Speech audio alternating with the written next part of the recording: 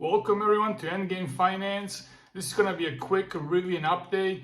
There's some very important information that was said on the previous earnings calls that I think requires just some talking about and just some consideration. And that's primarily being an RJ's answer to question about R2. Now R2, RJ said as an answer to a question, sort of implicitly, he said their targeting price range will be $40,000 to $50,000. Now, I was hoping for something in the $35,000 range. However, I do realize this is going to be a very expensive vehicle to build still.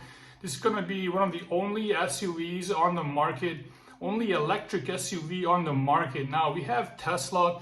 However, I see Tesla Model Y, Model X more as a crossover. Basically, a crossover is a vehicle that is built on a car platform that has an increased ride height with a higher ground clearance like an SUV. And it can handle almost any terrain. However, it's not a true SUV, so this will be the first true mass-produced, affordable sports utility vehicle that is fully electric. Now, if it starts around $40,000 to $50,000 range, we can see with a $45K price, you will still get the tax benefit of $7,500. So that will be around $38,000 for this vehicle, which I think is still a really good deal. This car will be a really big deal because we have another line where RJ says that basically electrification is coming to pretty much every single vehicle.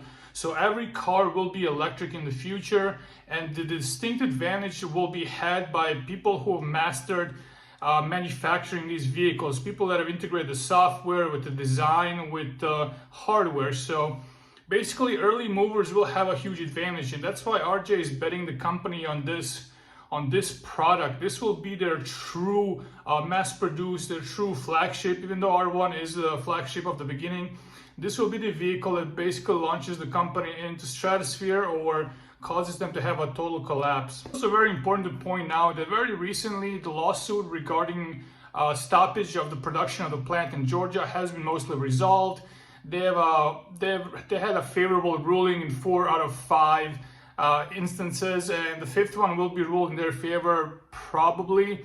So this means the factory is on schedule to produce these R2s. This will create thousands of jobs in Georgia.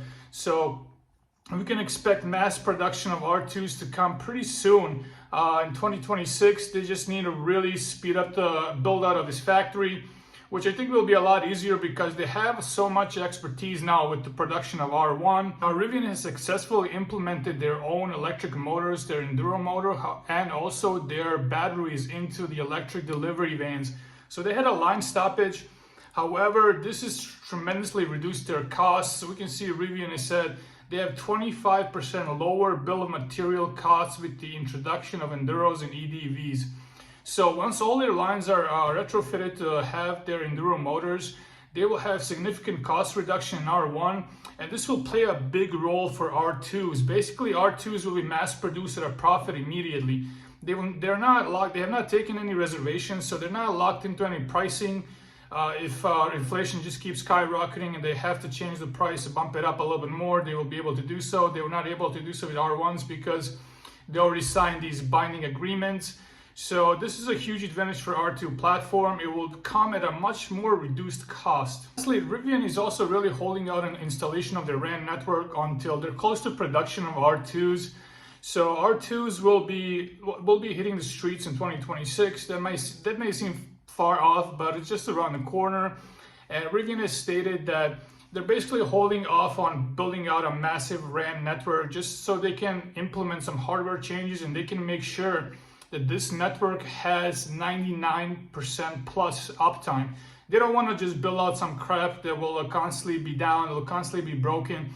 They want to build out a network that will be consistent and high quality and uptime. They're also betting that starting next year they will be getting tax benefits for their RAN network. So they will have I think around 80% of the costs will be covered by these tax credits for build out of their RAN network, considering they open up this network to pretty much all the other EVs, Teslas, Hyundais, etc., etc. So that's a really quick update about R2s. R2 will be $40,000 to $50,000 vehicle. It will be coming online in 2026. It will be built in Atlanta, Georgia. and it will be very exciting because it will be mass produced at a very high margin. So this company will have a massive increase in profits in the coming years, massive increase in revenues. So that's it, guys. Just a quick update. Thanks for watching, and as always, have a great day.